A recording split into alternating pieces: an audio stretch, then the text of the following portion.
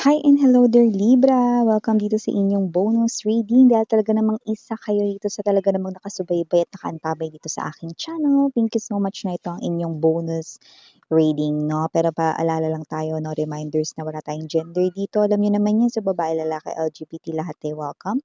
Pwede rin pong i-switch yung mga roles dahil possible talaga magkapalit-palit kasi general reading ito and at the end of the day, lahat ay may free will na. Free niyong gamitin anytime, anywhere. At yun nga mga babes, no, wala tayong gender dito, no, and syempre, okay, kung hindi nyo pa knows, meron pa tayong other channel, link is down below sa ating description box. So if interesado, i-click lamang yung link na yan para kayo mapunta there. At araw-araw, no, ay nag-upload tayo ng collective readings for all signs. Doon, yun nga, no, and cross-watchers ni Libra, welcome ka rin. May Libra placement sa inyong natal/birth chart. Welcome din kayo. So let's go ahead and check these messages right here for you, Libra, for your bonus reading. Thank you so much, Archangel Michael, Angel Guides, para sa palagian ninyo na present dito sa reading ni Libra. Can we get messages for Libra, please? What does Libra needs to know? Added information, things na dapat nilang malaman. Mensahe para kay Libra, please. Libra.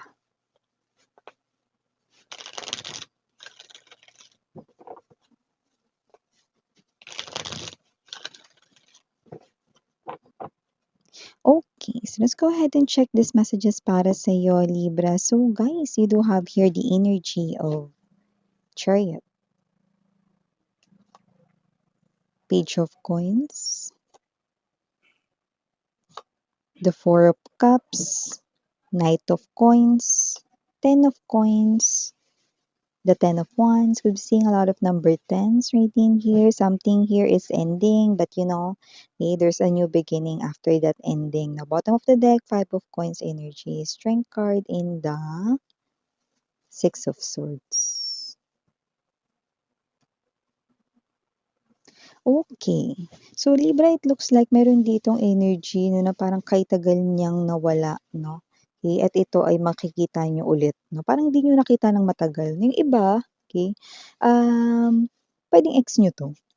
Pero yung iba naman, pwedeng hindi naman kayo nagkaroon ng something na romantic involvement. Pero, matagal mong hindi nakita, so makikita mo siya ulit, no? Magkakausap kayo actually, no? Magko-cross ang inyong paths once again, no? So, may pag-uusap talaga rito like, "Uy, kamusta ka na?" Yan, parang may energy rito na parang, random lang, 'no, para sa inyo, na nagkataon lang, 'no, para sa kanya na nakita niya kayo ulit, 'no. But yeah, I'm seeing na kung sino man 'tong makikita niyo ulit, 'no, nakikita ko na may pag-uusap, 'no, and if it is a friend or kakilala, 'no, na wala naman kayong romantically involvement dati, okey, nakikita ko na masusundan pa 'yan, mag-uusap pa kayo ulit, 'no, at puwedeng magpalitan kayo rito ng social media, "Uy, add mo ako sa FB," mga ganyan.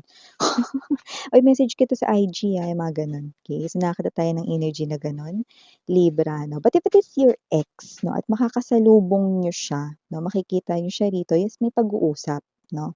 Pero nakikita ko rito halo-halo kung ex niyo 'to, 'no.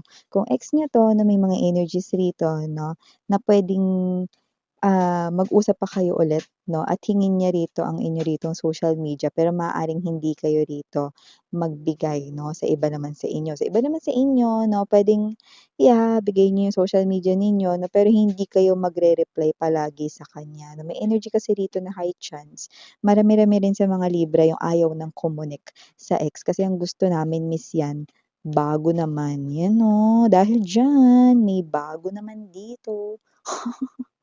Page of Coins energy, maaaring mas younger ito sa inyo sa age, 'no, or younger looking lang siyang tingnan, 'no, compared sa age, 'di ba? Yung hindi makikita yung edad sa itsura, 'no, mas bata siya kumpara sa kanyang edad, 'no. And this person right here is someone, 'no, na makikitaan mo rito ng potential na matured enough siya, 'no, and very responsible, 'no. Malalaman mo rin na siya ay family oriented, 'no, and may energy siya rito, 'no, na matulungin rin siya sa iba, 'no, approachable, 'no, at madali lapitan, 'yan, parang may gano'ng klase ng energy, parang, "Uy, pasuyo naman ako nito, 'di ba marunong ka nito?" 'Yan, "Sige, teka lang, 'yan, 'no." So, gano'n siya na klase ng ano, energy, 'no. So, nakita natin dito 'no, na possible marriage with the Ten of Coins energy 'no. Maaaring magka-forever kayo nitong tao na 'to. Now look at this 'no, tingnan mo yung tinatapakan niyo dun, yung circle, okay. So, it looks like this din, 'di ba? There's a circle right in here 'no. So, I'm seeing na, eh, ikaw yung magiging mundo 'no, nitong tao na 'to 'no. Parang mundo'y magiging ikaw, 'di ba? So, kung sino man 'tong energy na 'to 'no, yeah, this person here is sweet, na responsible 'no, at maaaring siya ito 'no, na may higit sa isang pinagkakakitaan 'no, ngayon. Pero yung iba maaaring isa pa lang ngayon yung pinagkakakitaan nila, puwedeng may trabaho sila ganyan or negosyo 'no. Yung iba naman may trabaho mag-iisip makapagnegosyo, 'yan 'no. Yung iba naman dito may negosyo 'no, pero maaaring mag-branch out 'no or magkaroon ng iba pang branches yung negosyo niya 'no or baka naman may negosyo pero magsa-sideline din. 'Yan ang may gano'ng klase ng energy. Responsible siya 'no at nakikita ko rito na hindi kayo maghihirap sa tao na 'yan. Taray, mundo'y magiging ikaw 'no. Ben and Ben. Tama ba mga babes 'no? Ben and Ben ba kumanta nun? So yun nga 'no, moving forward, we have here the Four of Cups energy, Ten of Wands. Nakikita natin dito 'no, na merong opportunity sana dito 'no, ng pag-alis pero maaaring naudlot, 'yan 'no. Siguro may aalis dito dapat 'no, puwedeng magtatrabaho sa ibang bansa, overseas, OFW, 'di ba? Ganyan 'no, at maaaring naudlot. Huwag mag-alala 'no, kasi kung gusto niya pa ito na magbalik na offer na ito, magbabalik ito, 'yan 'no. So nakita tayo dito ng opportunity 'no, na if not ngayong October ito mag-appear ulit, okay. Possible mga babes 'no, na na itong energy na ito 'no, is mag-appear this 2025 pa din 'no, okay. Somewhere 'no, in between bare months, mga ganyan 'no. Okay, so sometime 'no, ng bare months, mga gano'n, okey.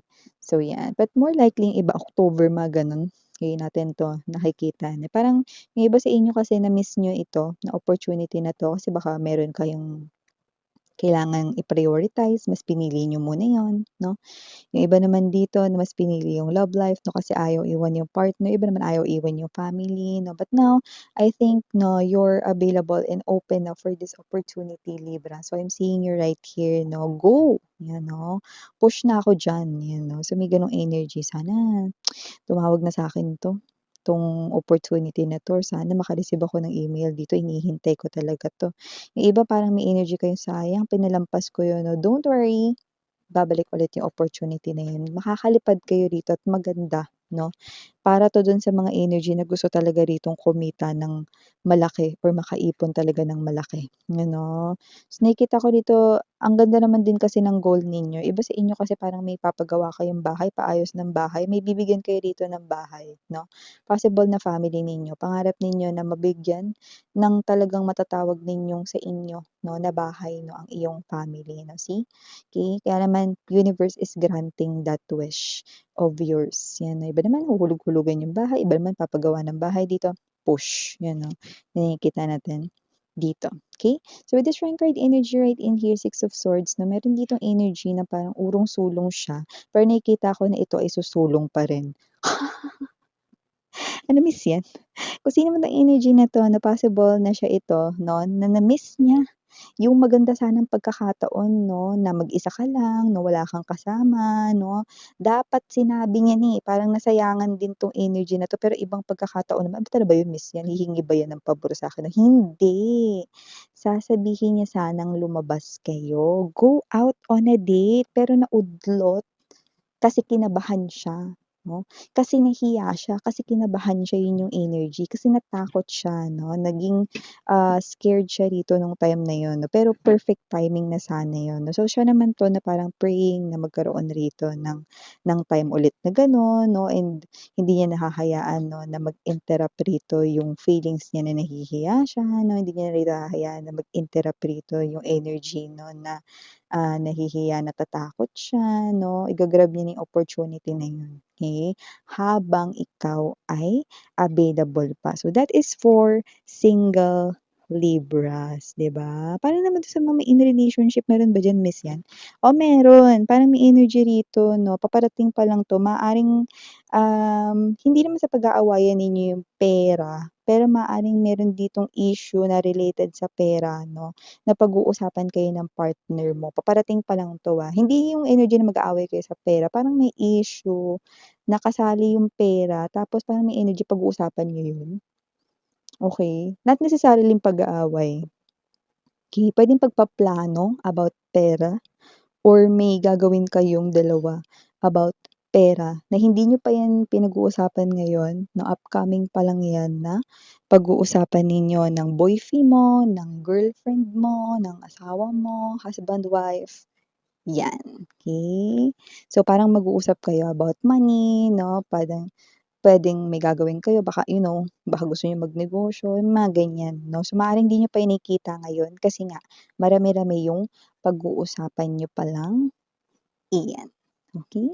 So, yeah, these are all the messages we've got right here for you, Libra. Maraming salamat, dahil isa kayo sa talagang masusugid kong mga taga-Istam buyers diyan, walang katinag-tinag na palaging nandito 24/7. Thank you so much. Sarangheo, love and light. Again, I'm Yuriana Oni for the girls and Yana dun na for the boys. Sarangheo, love and light. Annyeong.